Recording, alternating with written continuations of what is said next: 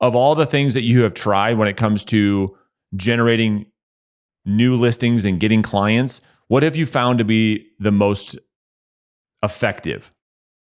Without a doubt, it's outbound prospecting. I mean, you can get listings and business from really anywhere.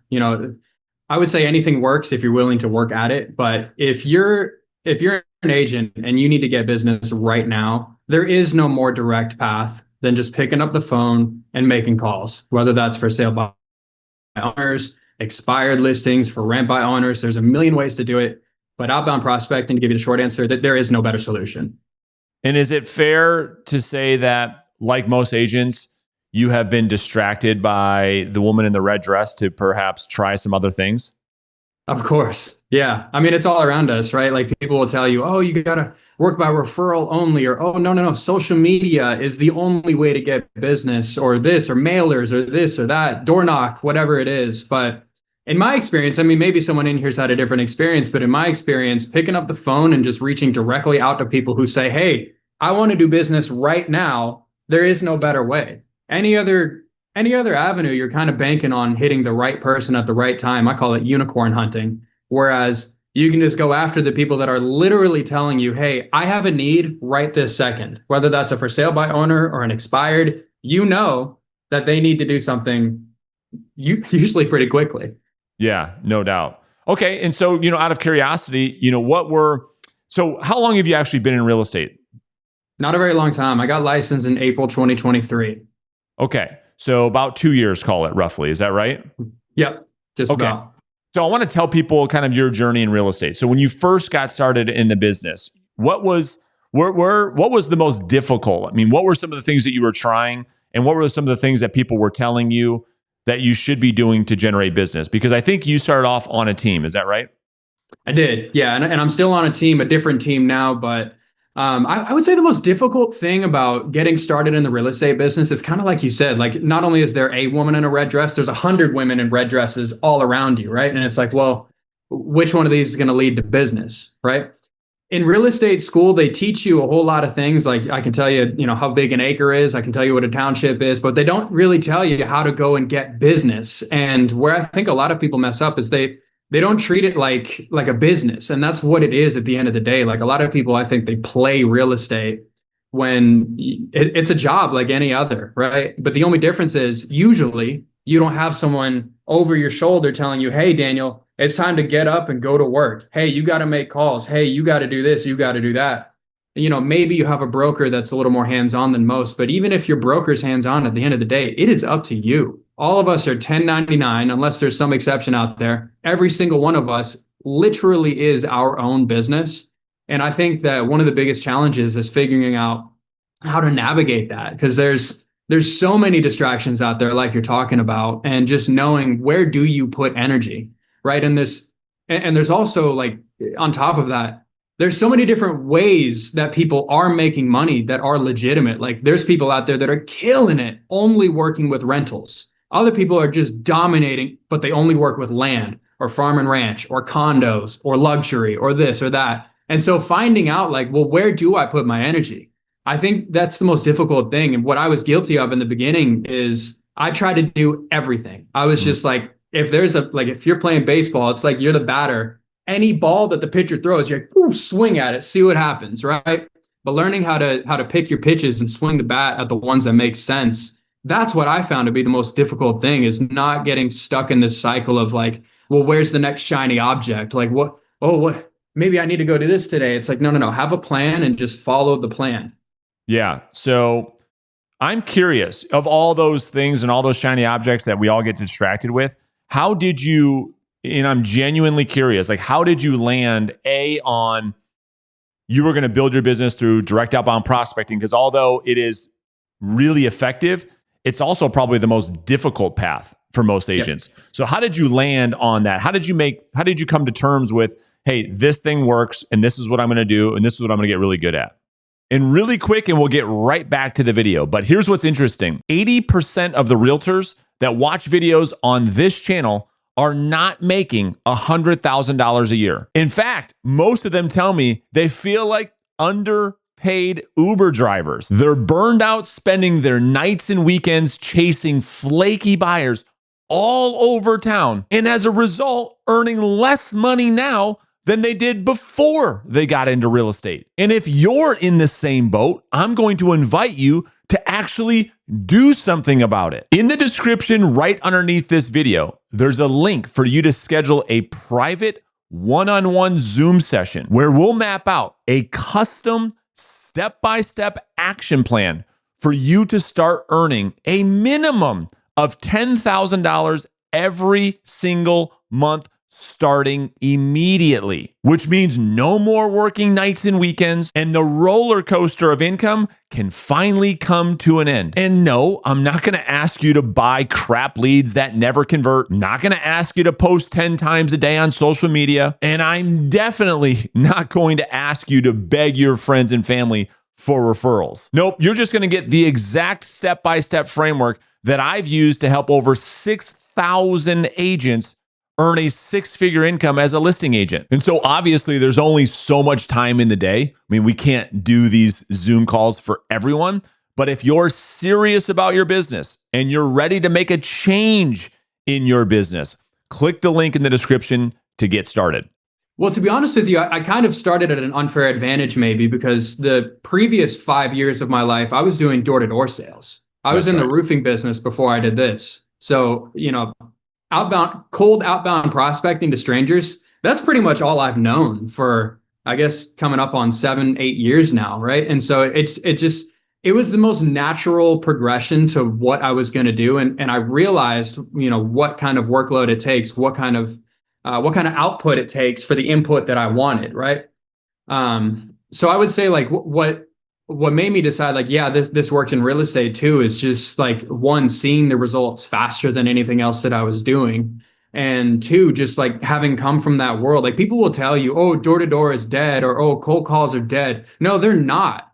Anything will work. And like if there's an agent listening to this and they're killing it on farming, I'm not telling you to stop doing what works, right? I would say double down on what works for you. And what worked for me coming from the world that I did was picking up the phone and meeting strangers every single day. And what I had to learn was getting better at finding out, well, who's actually going to do business?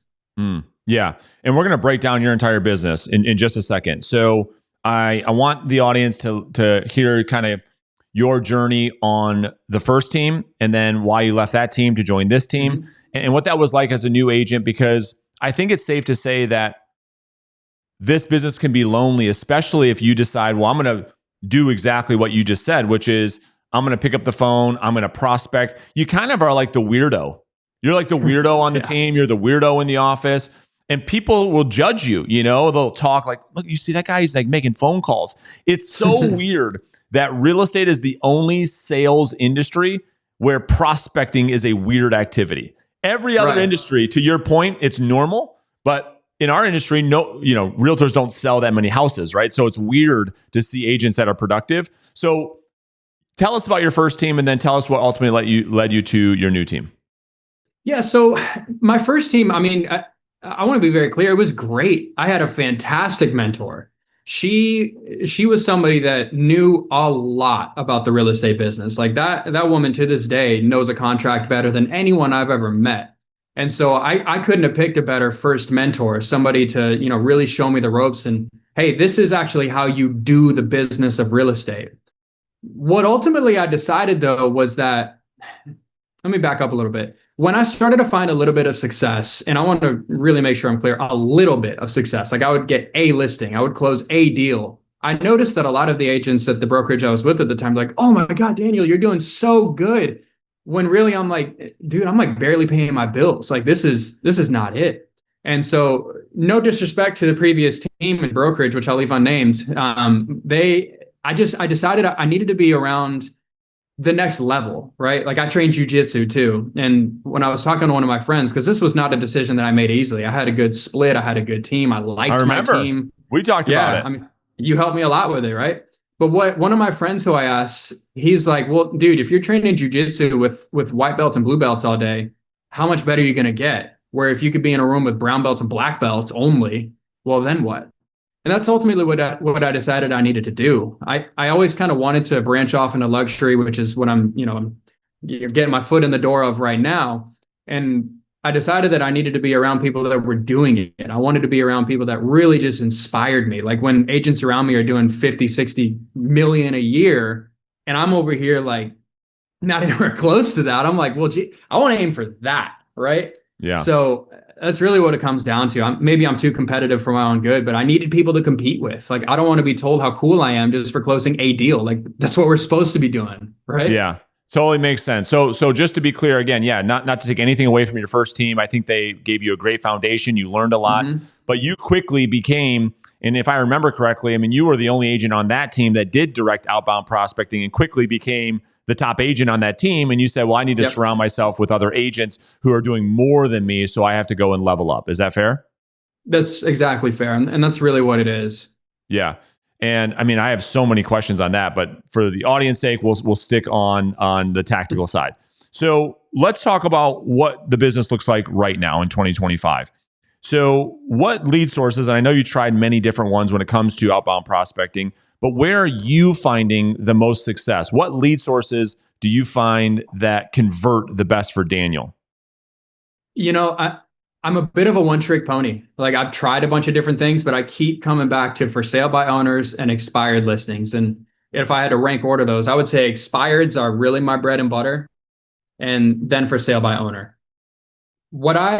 Especially in a tough market, like I'm in Austin, and if there's any other agents in Austin, as of right now, they can tell you it has not been an easy market, right? So Yeah. there's no shortage of listings coming off of the market.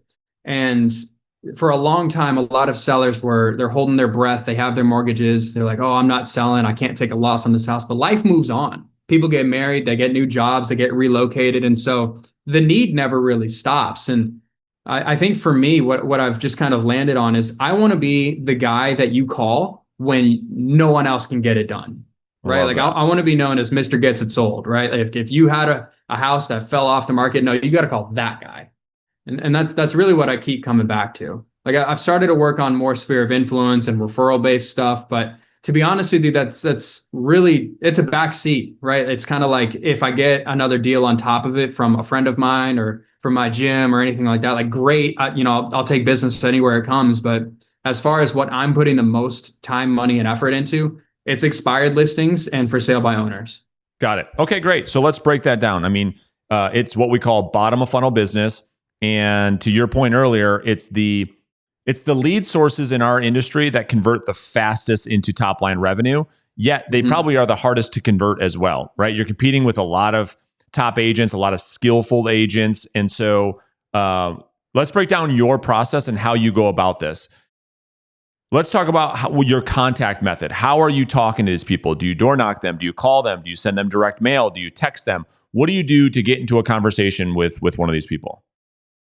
The short answer is whatever I have to, but the real answer is I pick up the phone. Like if they text me back, I'll text them, right? But if I can get you on the phone, that's what I prefer every single time. I tried door knocking at first, but I mean, I'll be honest, it's just too hot here. I just couldn't Yeah. do it. I did door to door for 5 years, and I'm like, man, I've had enough of this. If I can just sit in an air conditioned office and make some calls, that's great. That's like a life of luxury for me at this point. Yeah. Um, so so that's really what I do. But definitely face-to-face conversations are great too, but especially in the beginning, you're going to have to get comfortable picking up the phone and dialing. And I think you've even said before, like, even if you're buying leads, you're going to have to talk to them on the phone, That's right? Like right. if you get a list of leads from realtor.com or wherever else, like, unless you have an assistant that's going to call them, and frankly, I wouldn't recommend that, especially in the beginning, you're going to have to figure out how to talk to strangers eventually. So you might as well just beat them to it.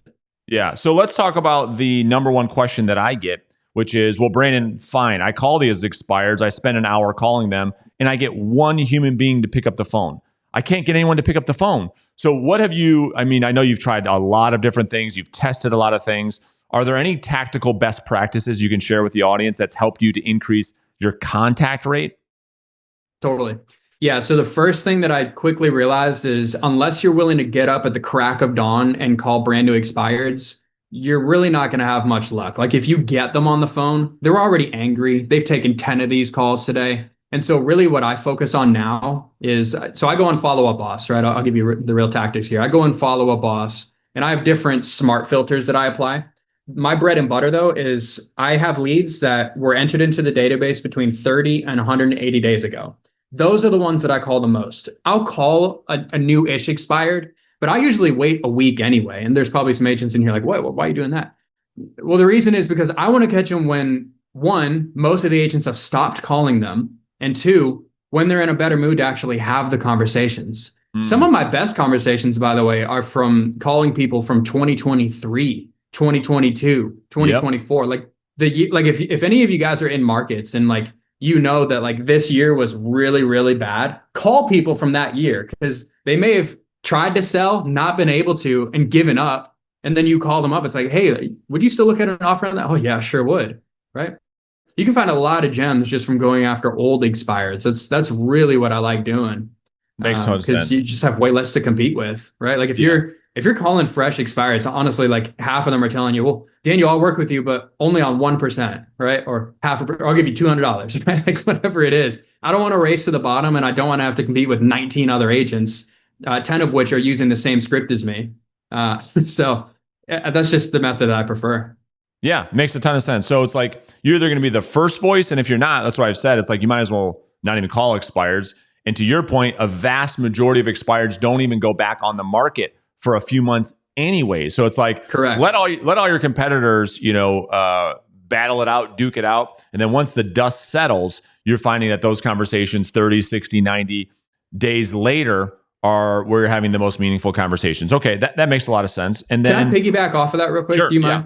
mind? Another reason that I like focusing on those is I have taken listings that I have to start with 180 days on market, 300 days on Great market. point. That is a tough place to be as a listing agent because you got buyers agents calling you like, oh, hey man, like here's an offer that's 100,000 off a list price. Totally. I know your seller's desperate. I just don't want to put my seller in that position or myself, frankly. I like having some leverage in the negotiation. And then one other little nugget that I'd like to pass along that a former mentor of mine passed along. It was in the roofing world, but he used to say, if you're going to knock on doors, you either have to be the first or be the best. Mm, The best place to right. be is you're both. But if you're making cold calls, you either got to be the first or you got to be the best. Yeah, totally. Okay, that makes sense. And then where do you get your expired FISBO data from? I get a lot of mine from My Plus leads, but to be honest with you, there's like, I've heard it's market dependent. And what I would like to add to that is it doesn't matter. Like there are so many different services that, someone will tell you, oh no, Arc Agent's the way to go. Or no, you got to use Vulcan. Or no, My Plus leads, that's the way to go. Guys, it does not matter. Just pick a lead source, stick with it. If the leads are trash, move on. Yeah, you just got to test it in your market. And then Yeah. do you hand dial? Do you use a dialing system? And if so, what are you using? I use kind of a hybrid. So Follow Up Boss has a dialer built into it. I've had people yelling in my ear since I started your program. No, dude, you got to use the triple line. And maybe I'm playing myself by not using it, but here's the reason that I don't. I like to see the properties as I'm calling them for a Mm, couple of reasons. One, I want to know if this is even a listing that I want. Like there's a lot of expired listings, guys. Sometimes there's a good reason it expired, and sometimes yeah, it's not the agent. So I like to have a kind of a built-in manual filtering process. And then the other reason that I like doing it is I want to know in real time, like, are they an active listing? Because I don't want to waste my time calling an active listing. And then I had one guy threaten to report me to the DNC list and all this stuff, right? So I prefer to go one by one by one. And the Follow Up Boss system, it has a pretty good dialing system. I'm definitely not as fast as I would be on a triple line, but I try to pick more quality over quantity when it comes to the calls. got it. And give us an idea of how much prospecting are you doing? Like, do you call for a couple hours a day, or what does that look like? Minimum, I would say an hour a day. There's definitely some days out there that I don't hit that. Like I just get busy or this or that, or I just screw up, right? Like we're all human. Yeah, But if I were to, flip this into what I would recommend, I would say minimum 1 to 2 hours a day. And if you're brand new and you have no business, you should have no shame. You should be on the phone for 8 hours a day because that's just what you got to do. Like roll up your sleeves, make some calls. Because another thing that I've learned is in the absence of, if you don't have the skills, you can make up for it by volume, right? Like you took the words right out of my mouth. yeah, I mean, at the end of the day, I call them bluebirds. If you call 10,000 people, your chances of calling somebody who's looking for a realtor with a pulse and they will list with you, go way up. If you're making 100 dials a day, not such high odds.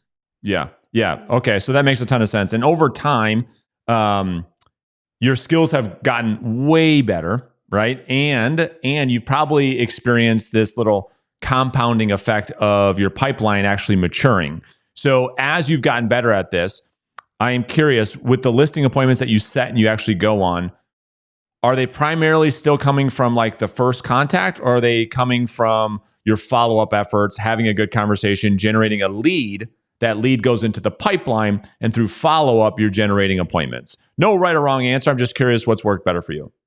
For me, most of the time, it's through the follow-up. Like Yeah, sometimes you'll get lucky and someone's like, dude, I need to list my house tomorrow. But more often than not, it's going to take a minimum of a couple of phone calls. And you might even have to meet with them a couple of times, sure. right? Like what I would recommend everyone try to get really good at is figuring out who's wasting your time and who's not, right? Mm, Like it's really, really easy to go back to the red dress thing. Like you can be chasing a lead for months and then you finally get there and find out their mom's a realtor. Right? yeah. Like, Yeah, no doubt. So can we, I am curious, from a skills perspective, you've gotten really good really fast.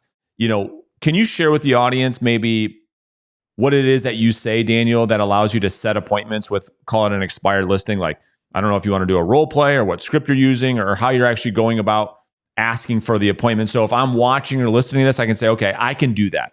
I can pause this thing. I can write this down.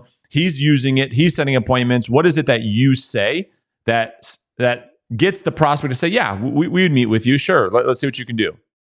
yeah.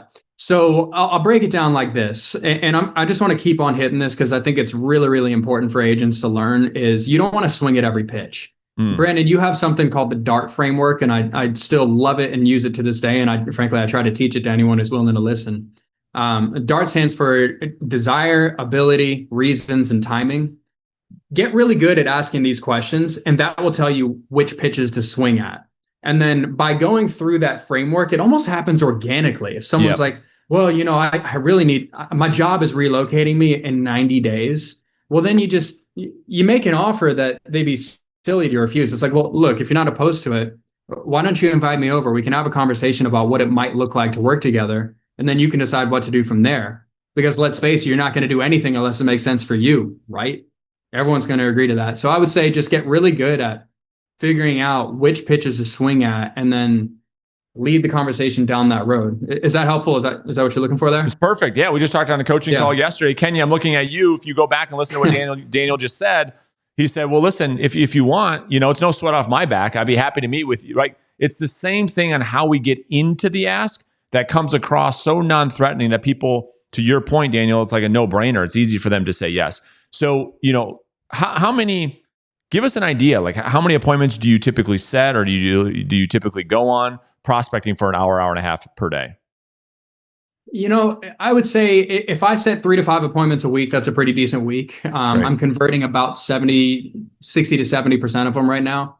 And a lot of that is just, again, from learning which pitches to swing at, right? Yeah. Like you don't want to take every listing appointment unless you're brand new. If you're brand new, go on the appointment. Even if it seems stupid, just go to the appointment, get the rep, practice the script, right? Yeah. But if I'm doing prospecting for an hour or 2 hours, I should usually get at least a few leads from it. And usually I'll get an appointment or two from it. It's great. And then, all right, so let's shift gears to the actual listing appointment itself, right? I mean, this is where, in my opinion, the rubber truly meets the road because at some point through enough volume, you get good at getting in front of people. That's the first big problem to solve for agents. Then it's like, okay, well, I'm going on all these appointments, but no one's signing a contract because to show up with actual charisma to the point where a consumer says, yeah, we'll put our home in your hands is such a huge decision. So this is where I think the skills really, really, really matter. Walk us through what you've learned over the past 2 years of meeting with, I don't know, however many people, and what you believe is the most powerful part of this conversation that really helps to separate yourself from your competitors and ultimately has you winning the business. Yeah, so I would say what you need to be really, really good and frankly very comfortable with on listing appointments is if you feel it, call it out. You will waste so much time, money, and effort by taking listings that you should not have taken. If you know that that house is not going to sell for $1 more than 500,000, why are you going to take it at 600,000 hoping they'll reduce it later if they told you they're not going to do it? When Yeah. people tell you who they are, you should believe them, right? Now, the caveat to that is sometimes people will smoke screen, but Sure.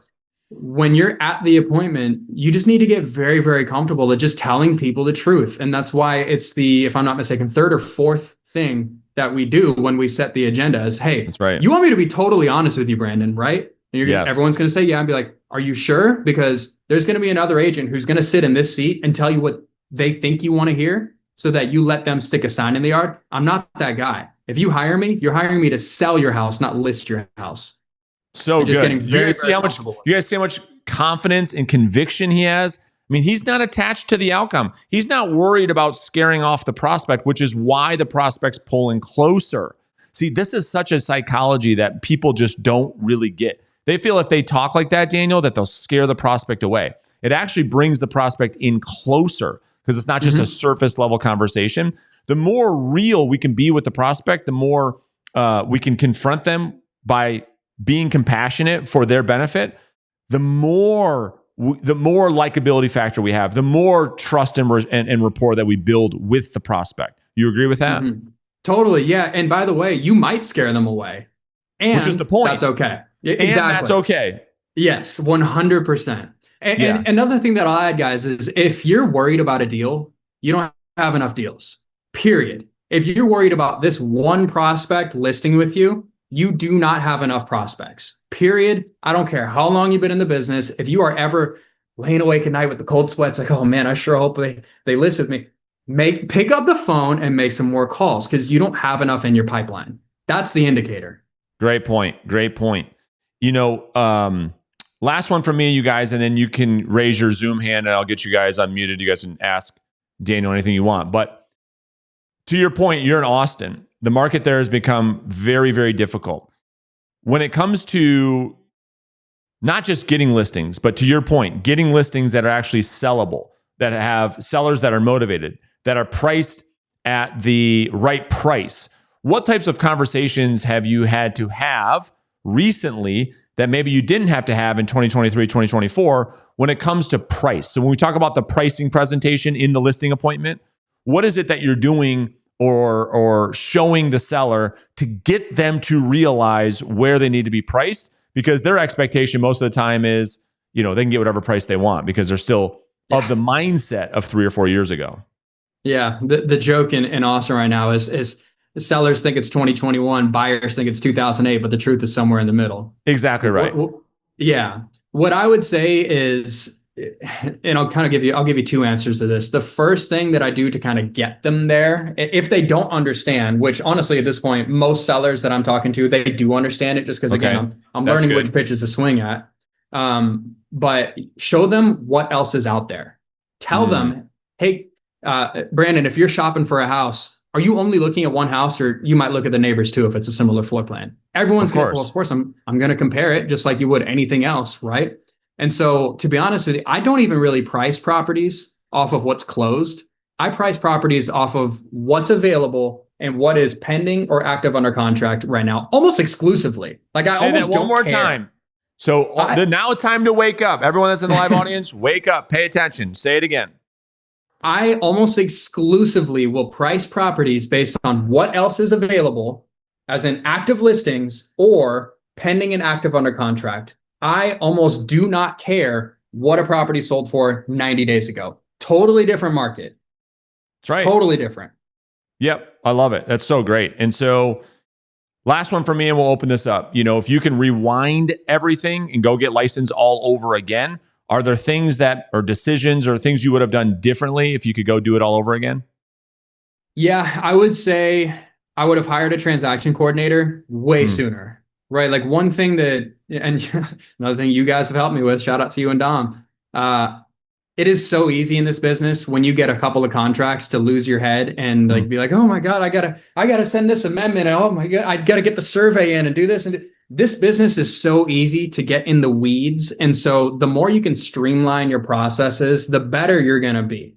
You might have a really good month, but if you get caught up in the weeds and you're spending hours and hours and hours on paperwork on XYZ just to get the deal done, you will feel that in 60 to 90 days. So the more you can take it out of your hands, and I'm not telling you forget about your deals and pass it along to an assistant. Don't do that. Don't mishear me.